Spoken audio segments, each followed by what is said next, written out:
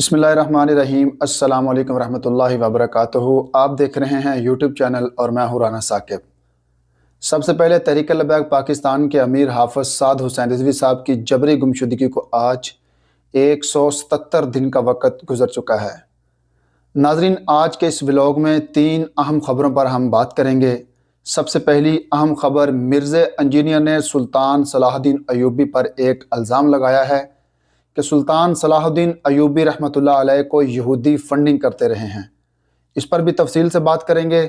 और दूसरी नाज़रीन अहम ख़बर, तहरीक लब्बैक पाकिस्तान के ऊपर अभी भी कुछ लोग तनकीद करते हैं कि जब गज़ा के अंदर अमन मुआहदा हो चुका था तो तहरीक लब्बैक पाकिस्तान ने एहतजाज का ऐलान क्यों किया। और नाज़रीन तीसरी अहम ख़बर, तहरीक लब्बैक पाकिस्तान के बड़ी तादाद के अंदर जो है वो सोशल मीडिया अकाउंट जो है वो कल सस्पेंड किए गए।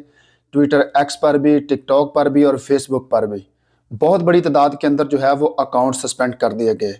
इन तीनों खबरों पर हम आपके साथ तफसील से बात करेंगे। आपने ये वीडियो पूरी देखनी है। अगर चैनल पर नए हैं तो चैनल को ज़रूर सब्सक्राइब करें।